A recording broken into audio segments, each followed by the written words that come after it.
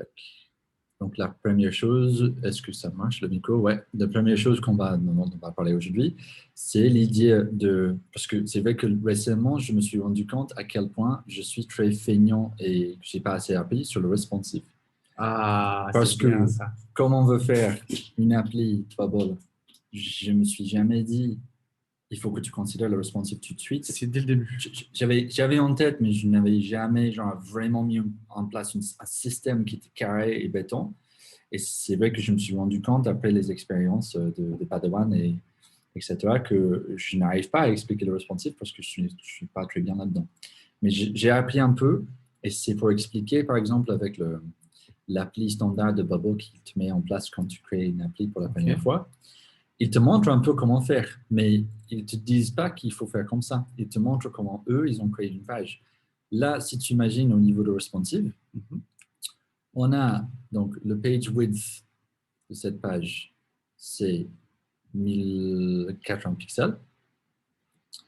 Et cet élément-là, qui est un groupe qui fait le long de la page, son largeur est aussi 1080 pixels. D'accord. L'objet à l'intérieur, là, c'est un div. Il faut qu'on commette. C'est pour ça que je t'ai dit une fois, dès que tu comprends le HTML et CSS, tu vas beaucoup mieux comprendre l'agencement d'une page Bubble parce qu'ils ne t'aident pas. Ils ne te disent pas c'est un div et ça a des marges à 40 pixels à gauche, 40 pixels à droite, 27 en haut et 43 en bas. On peut les voir, mais ils ne te disent pas, tu n'as pas de repère. Donc, groupe égale div et ça est égal pas autre chose. Ouais, groupe est égal div. Group Et égale div. repeating group, c'est autre chose. Repeating group, c'est autre chose. C'est repeating group, ouais. C'est spécial. Je sais pas, en fait, parce que comme je ne suis pas expert HTML, je ne sais pas comment créer un repeating group avec le code HTML. Mais il y a un moyen de le faire parce qu'on le voit sur beaucoup de sites.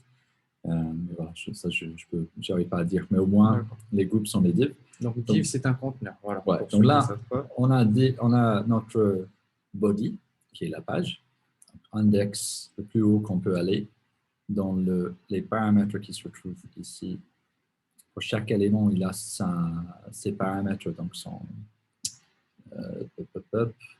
sa fenêtre paramètres comme ça. On peut voir sa largeur, longueur, etc.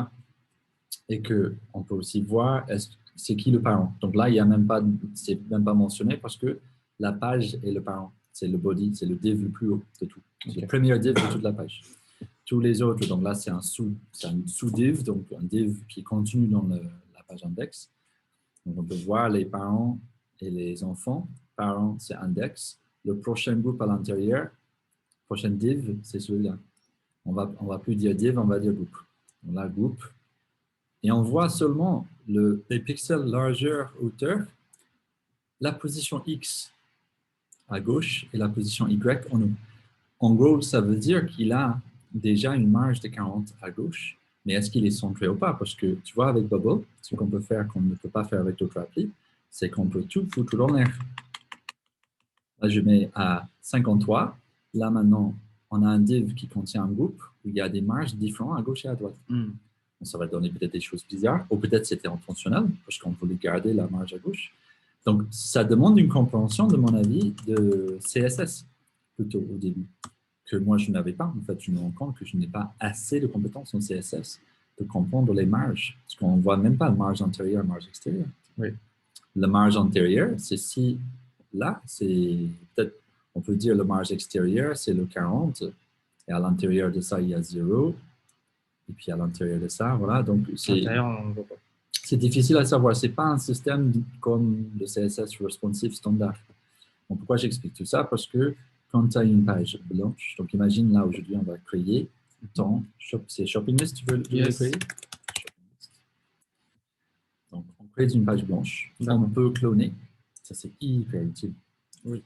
Soit tu utilises des éléments qui sont le même sur toutes les pages. Donc, tu places un élément et c'est la même sur toutes les pages. Tu as un éditeur séparé pour modifier cet élément. Ça s'appelle Reusable Elements.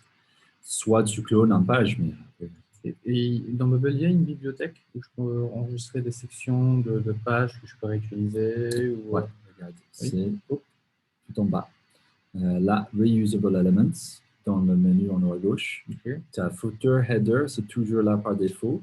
Quand Ok. tu crées une nouvelle Et je appli. peux en rajouter. Et ça a un login pop-up, c'est un pop-up pour de connexion.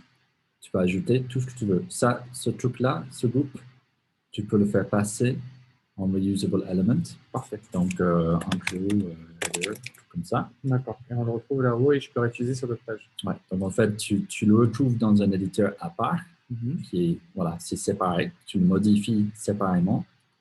Donc, je vais te montrer si on te crée ta page shopping list. Ça veut dire que la partie connexion pop-up, je peux la récupérer sur une page au lieu que ce soit un pop-up. Ce que je veux dire. C'est-à-dire que là, sur la page vierge, là, si je vais dans éléments réutilisables, je chope le pop-up de connexion, je peux l'inclure directement dans la page. Ah oui, oui, oui. Je peux l'inclure dans la page, Ouais. sans pop-up. Tu le mets donc là, ton intro header, par exemple, on sélectionne. Ouais. Oups, une bêtise. On ne sélectionne pas d'ici, parce que ça, c'est pour modifier. Oui.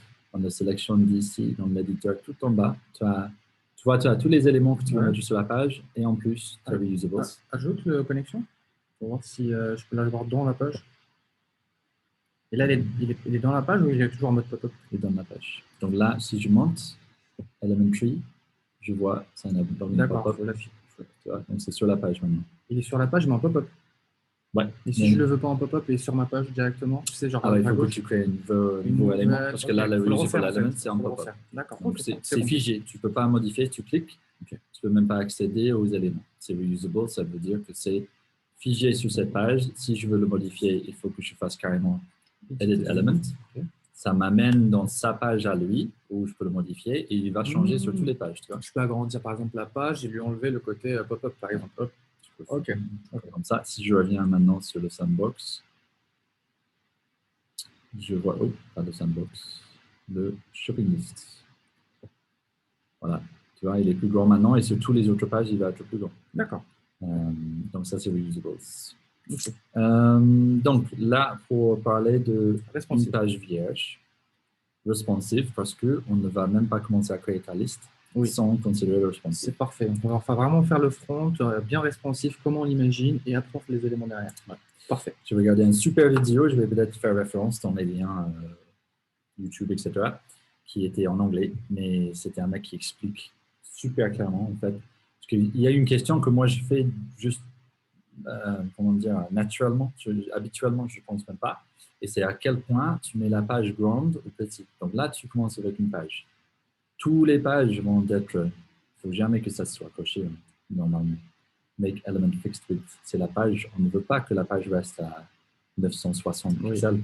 Puisque comme ça, mobile, c'est foutu. Même si c'est un écran plus grand, c'est foutu. Donc là, on enlève cela. Tu peux ajouter un pourcentage de minimum. Donc là, c'est utile parce que si, là, on est à 960, donc la question de à quelle largeur je mets la page, là, la question, ça va être à quel minimum est-ce qu'on veut et quel maximum. La réponse, c'est minimum 320 parce que c'est mobile, mode portrait. Sauf pour les plus vieux. J'avais des projets où j'avais des mobiles qui étaient à 300. C'était des Android de l'époque, il y a 10 ans, 15 ans. Donc normalement, ça n'existe plus. La plupart des portables, ils sont à 400, 500 en portrait. Mais il y en a qui sont toujours à 320, le mini-mini, pour quelqu'un qui a vraiment un portable mini-plus. Donc, il faut penser à 320 et aussi penser à, si tu as un iMac 32 pouces, je ne sais pas, tu as un écran qui est à 4000 pixels, un truc comme ça. Donc, il faut penser à carrément tous les tailles, en fait. Donc, on commence vraiment le plus grand possible, on plutôt la moyenne, et après, on fait pour vers le bas, et sachant que vers le haut, après, de toute façon, ça va de la même manière, il y aura juste de l'espace sur les côtés. Ouais. Pour moi, ma décision, c'est toujours basé sur le fait que j'ai un ordinateur à 13 pouces, qui est à 2000 et quelques pixels, je ne sais pas. Et dans l'éditeur, je peux zoomer, dézoomer, donc il n'y a pas de souci. En grid border, je peux dézoomer. Donc, même si j'ai un petit écran, je peux mettre à 60% de zoom. Comme ça, je vois comme il va être pour un très grand écran.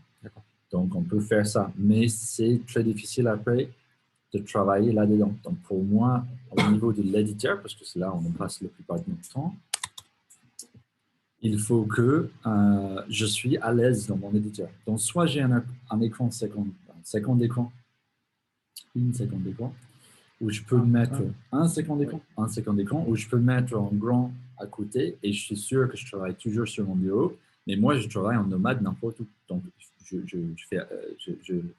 comment dire, je compte sur mon ordi 13 pouces. Dans Pomme, tu as la taille à propos. C'est 13 pouces. Regarde, tu as les dimensions normalement dedans. 13 pouces. Non, c'est dans le display, probablement. Là, ici. Ouais, donc 2500. C'est vrai que c'est en anglais. Ça va. Ouais. Donc après, là, l'éditeur, je vois qu'à 960, je suis presque au bord, donc peut-être je peux aller jusqu'à 1080. D'accord. C'est mieux si c'est quelque chose qui peut être divisé par 320. Donc c'est pour ça qu'ils ont mis 960. C'est un bon commencement, à mon avis. Okay. Mais il faut penser que à la fois, il faut que ça se divise en 3. Et à la fois, il faut que ça se multiplie par 4, tu vois. Donc, il faut juste penser à ça et quand on met ces éléments sur la page. Mais au niveau éditeur, là, je suis à l'aise parce que je n'ai pas à scroller à gauche et à droite pour voir ce que j'ai déjà fait. Je peux tout voir dans une seule page et puis juste coder pour quelque chose qui est designé pour quelque chose qui est plus grand et plus petit. Hauteur de la page, on s'en fiche parce qu'en fait, c'est infini. Oui, c'est en fonction de combien d'éléments tu mets sur la page et quels éléments sont cachés, etc. Donc, tu commences avec encore quelque chose où tu peux voir tout. Et si tu as besoin d'aller plus bas, tu peux. C'est très facile. Si je tire vers le bas, est-ce que ça fait comme sur Figma où ça me tire les éléments vers le bas aussi ou pas non. Du tout. Non, ça tire juste la hauteur de la page. La hauteur de la page. Donc là, pour commencer avec ta liste, si on pense au mobile, ta liste, ça va être centré, j'imagine. Bien sûr. Donc là, il faut qu'on a un groupe div à l'intérieur de ça.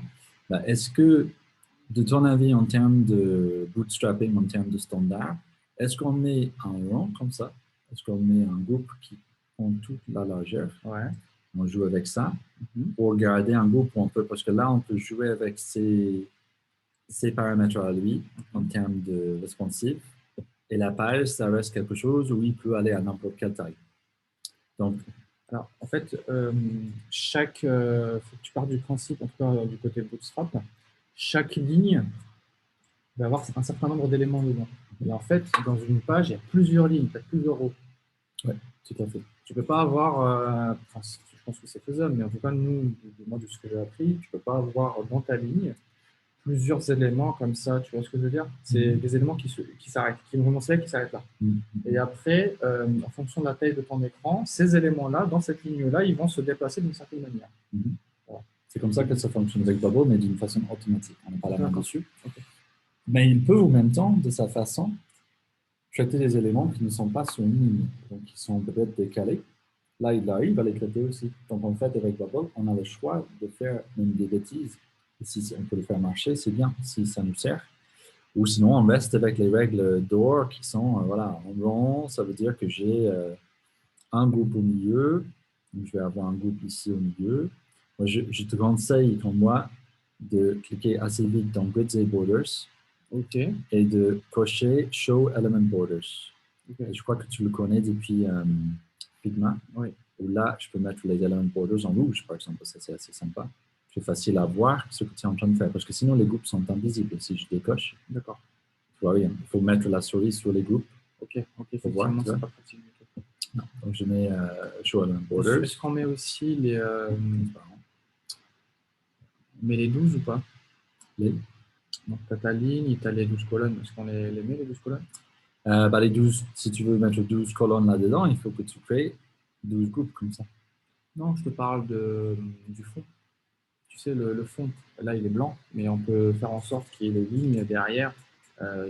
Ah oui, c'est vrai qu'il y en a beaucoup qui utilisent le grid. Je trouve ça moi, intéressant. Ça se voit que je ne suis pas designer, parce que toi, tu utilises le grid et ça, c'est une super chose, mais moi, je ne suis pas habitué du tout. Donc, pour moi, c'est mieux pour savoir où tu passes les éléments. Là, par exemple, ici, là, j'ai une ligne, d'accord? Donc, j'ai ma ligne qui part de gauche à droite, et j'ai 12 colonnes. Et dedans, je vais mettre mes éléments, et après, je leur donnerai un comportement en fonction de la taille de l'écran. C'est comme ça que ça fonctionne, d'après ce que j'ai appris. Bah, tu vois, l'avantage de ça, c'est que tu peux dire, bah là, mon appli, je sais exactement où je vais avoir mes éléments et je sais que je suis vraiment nul là-dedans. Mais imagine que ça te plaît, c'est parfait. Bah, tu snap Elements to Grid et donc ça veut dire que dès que j'ajoute quelque chose, il va s'attacher C'est ça. tac, Juste, est-ce au que tu border du pourrais grid. faire en sorte que la colonne, elle démarre vraiment au même trait que la page? Oh, je sais pas, parce que c'est pas mon Je truc. pense Hein. que c'est une fonction de. Ah, en ouais, fait, start with gutter c'est ou ça. pas gutter? Voilà, Tiens, pas le voilà, gutter, c'est ça, dis. c'est ça. Faut que ça démarre vraiment. Voilà, là. Là, c'est une colonne pour de vrai, tu vois. Ok. 1, 2, 3, 4, 5. Attends, il y en a combien? Parce qu'il y a ton truc qui gêne, j'ai l'impression qu'on a 10, non?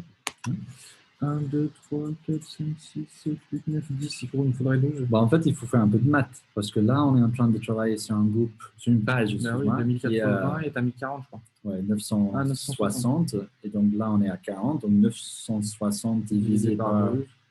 Ouais. Bah, tu fais la calculette, j'ai pas envie de. Bah, divisé par 40, mais après, les gutters, c'est la moitié, non? Donc, c'est 40 plus 20, 40 plus 20, c'est pas ça? Ah oui, c'est vrai que tu as des trucs là.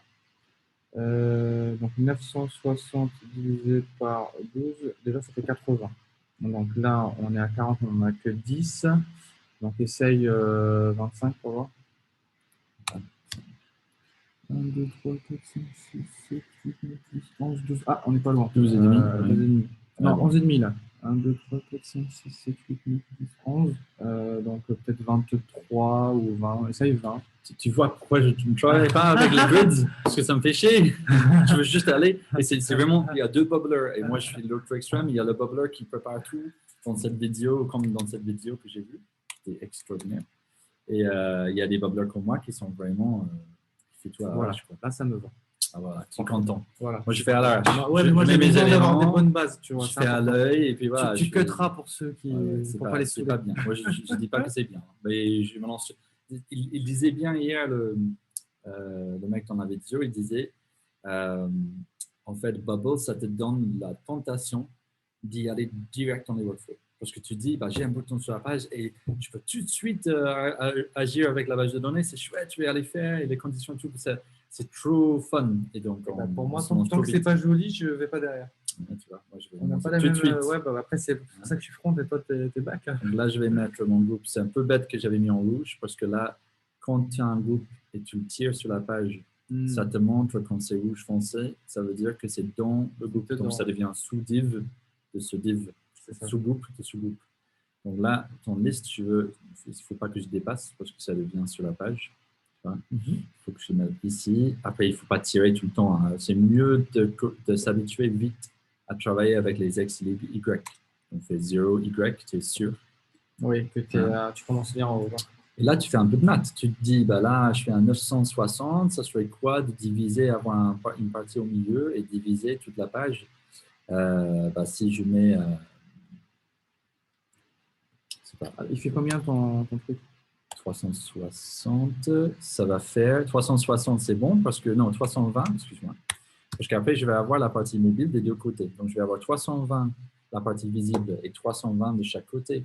Mais non, parce que je ne l'ai pas centré. Donc là, il est à 315 et 325, les deux côtés. Il faut que je clique droite sur l'objet et je clique sur Center Horizontally. Ah bah c'est parfait, ça fait gagner du temps, ça. Ah ouais. Et là, 320, 320. Donc on voit, il faut faire un peu de maths. Moi, j'ai souvent mon portable à côté de moi pour calculer les différences. Donc vous avez compris, hein, c'est pas un cours de responsif aujourd'hui, c'est un cours de maths. Il faut y passer de toute façon. Au moins, on a une bonne base. Ouais, donc là, tu vois, le groupe, on va dire groupe, je sais pas, et groupe shopping list. Donc là, mon shopping list, il est en fixed width.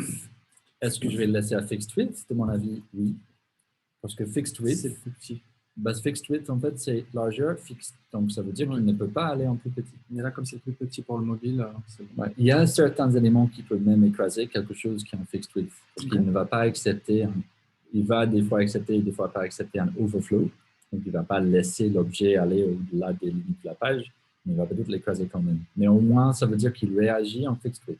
Qu'est-ce que ça veut dire? Bah, on va voir la différence si on met les groupes en bleu. Je peux faire le test. On va mettre le groupe en gris et celui-là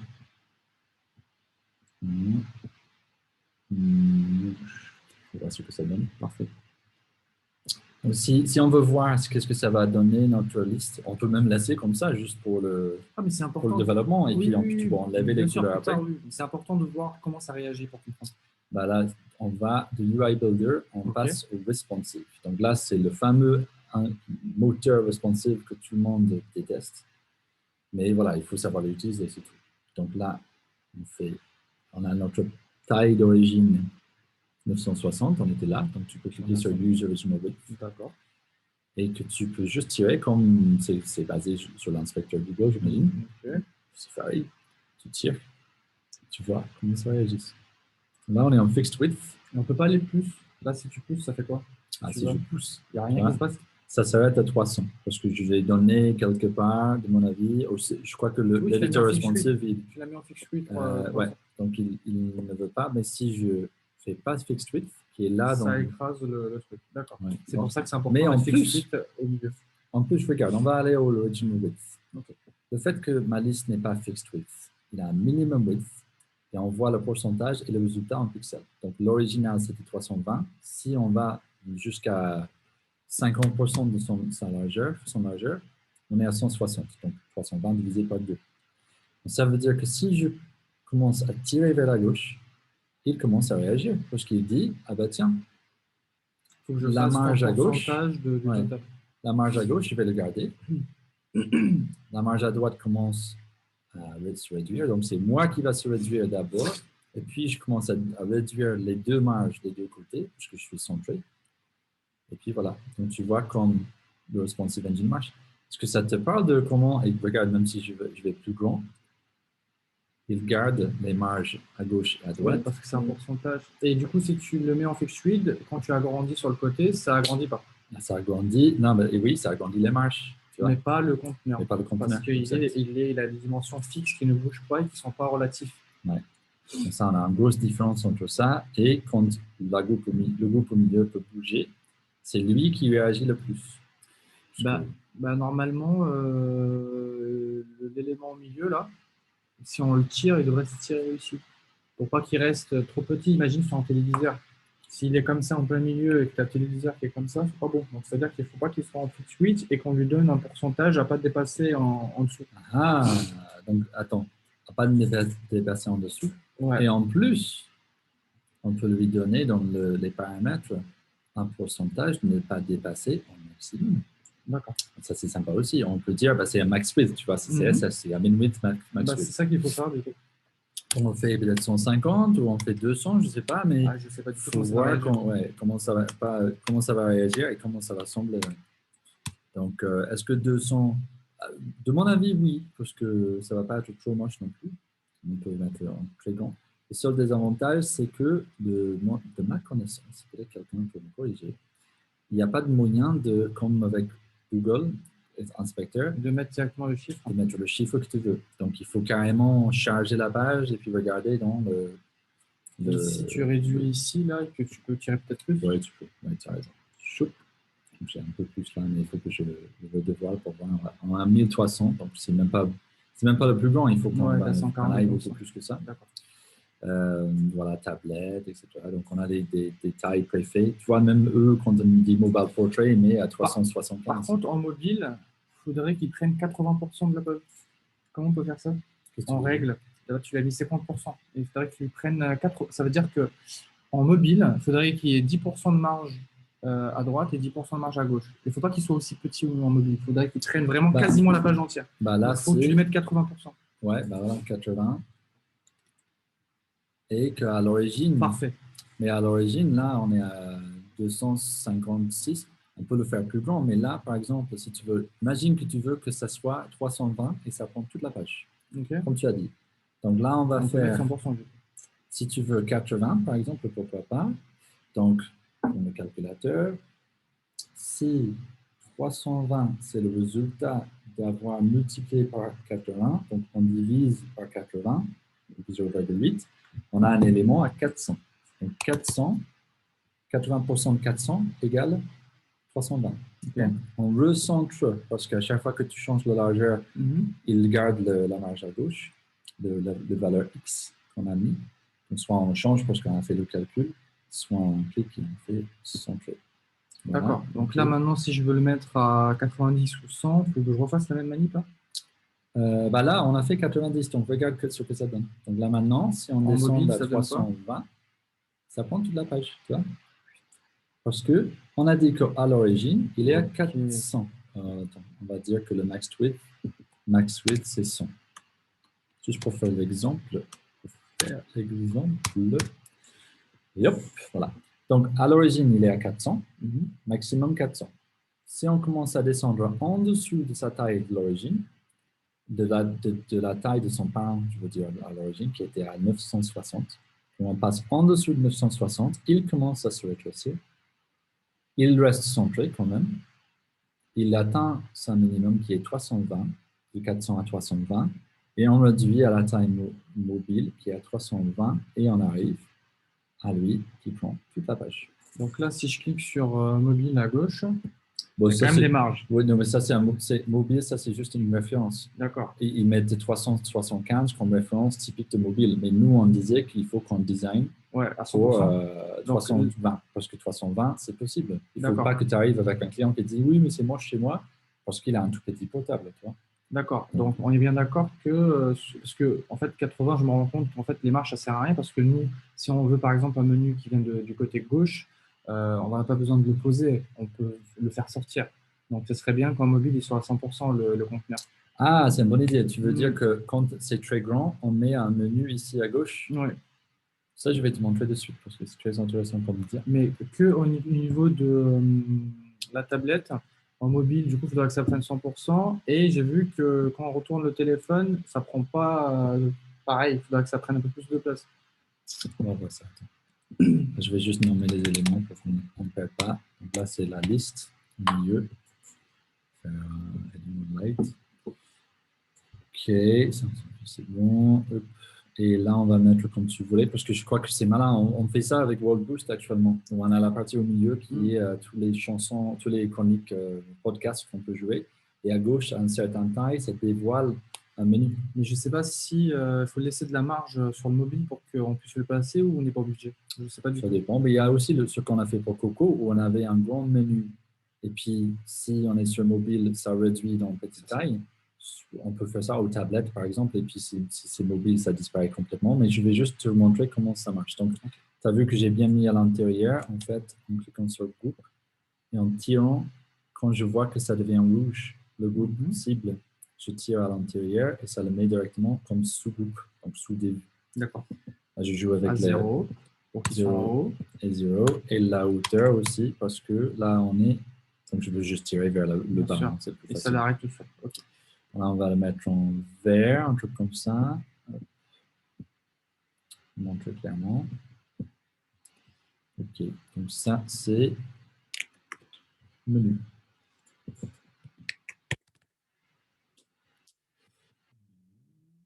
Et donc, menu, qu'est-ce qu'on veut faire avec ça? Bah, peut-être, est-ce qu'il va être fixed width? Est-ce qu'il peut agrandir? Alors, en gros, il faudrait que quand on arrive en mobile, que le fond prenne 100% du téléphone, qu'importe le téléphone, ok, et qu'en haut à gauche, on puisse cliquer pour faire apparaître ce menu de gauche vers la droite. C'est possible, il y a des moyens de le faire. Mais je ne sais pas s'il fallait laisser de l'espace ou pas, parce que c'est pour ça que j'ai potentiellement laissé de l'espace. Il faut penser que sur le desktop, ça doit sembler normalement comme ça, qu'il y a un menu qui est toujours dévoilé à gauche parce qu'on est sur le desktop. Pour desktop et tablette, c'est affiché. Ok, on va voir ça. On va dire que c'est fixed width parce qu'on n'a pas besoin qu'il ait agrandi. Et voilà. Et donc, on va voir ce que ça donne au niveau de responsive. Donc là, on a notre groupe qui fait la même chose que d'habitude. Ça, c'est pas bon. Parce qu'en fait, il y a une marge peut-être minimum à gauche qu'il ne respecte pas. Il faut que là, on vérifie que le fixed margin, c'est à gauche. Donc, ça veut dire que la marge à droite, ça peut changer. Et que lui, ses marges sont à gauche et à droite. Donc, ça, c'est bon. Ça va bien. Mais à un certain point, il va en bas. Donc, ça, c'est pas bon. On ne veut pas ça. Il doit avoir une option automatique. Bah ça, voilà, on rentre dans la partie de responsive où je ne suis pas à 100%. Donc là, on va dire que on avait un max width, min width. Et puis, je me demande, est-ce que c'est collapser les marges? Est-ce que je jouais avec ça avant? Est-ce que c'est ça? Contre le parent, contre container width? Non, c'est bon, je sais pourquoi il descend. C'est parce qu'il est censé prendre 80% de la page et comme il y a un élément. Ouais, il ne peut pas. C'est ça. Là, on va dire que si le parent group est en dessous de 890, pourquoi pas? Est-ce que ça va marcher? Non. Presque. On avait parce presque. que tu vois, il est obligé de rester au milieu quand il prend de la place. Et comme il n'arrive pas à rester au milieu au niveau du en haut, il descend en bas. Parce qu'on dit s'il est censé aller à gauche, est-ce que ça va marcher? Non, non plus. Il laisse la marge à gauche figée. Mais s'il laisse la marge à droite figée? Non. Normalement, là, il est censé tenir un peu plus à droite. Ah, voilà. Ouais, donc, mais ça veut dire que la marge à droite, c'est figé. Donc, ça réduit un peu bizarrement. Ça ne reste pas centré, donc ce n'est pas joli non plus. Le meilleur, c'est que si on est dans cette situation où ça part un peu en cacahuète, on met ça à 0. On peut juste simplement dire, bah, là, quand il est en dessous de cette taille, on doit être sur une tablette, c'est 800 pixels. Donc, on va juste faire disparaître ce menu pour laisser lui ses marges à gauche et à droite, ne plus l'embêter. Okay. Donc, ça, c'est cliquant sur l'élément dans le responsive, on a un hiding rule. Ça veut dire quoi en français? Règle de cache-cache. Règle de cache-cache. Donc, règle de cache-cache, on va dire que quand il est, en fait, je vais te montrer. Tu arrives à la taille juste au-dessus d'où ça bug. Donc là, on est bon. On clique sur l'élément, on clique sur Add Hiding Rule. Et il mémorise qu'à partir de là, oui, bah, il met automatiquement. Donc, on est à 886 pixels et il le met automatiquement. On peut soit mettre en dessous égal ou supérieur à. Là, c'est vrai qu'on veut que s'il est en dessous de ça, il est caché. Donc, on fait Save, c'est très important. Et voilà, il est parti. Là, il est visible. On descend. Là, il est parti. Et on peut faire une animation pour qu'il parte d'une certaine manière? Là, non. Avec le hiding rule, ce n'est pas possible. Et ce qui m'embête, c'est que quand on fait collapser, il tire vers la gauche. Ah, tu as changé ces règles. Ouais. On va apprendre le responsive ensemble, je t'assure. Ah, mais moi, je vais bosser ça. Hein. Franchement, ça, tu sais que ça me plaît en plus. Ça m'embête. Bah, faut que j'applique ce que je sais, mais sur Bubble. Bubble, c'est un peu plus... c'est différent. Voilà, les bases. Mais, tac. Et donc, il faut considérer comment on agence la page avant de commencer. On a bien commencé là avec le responsive. Et après...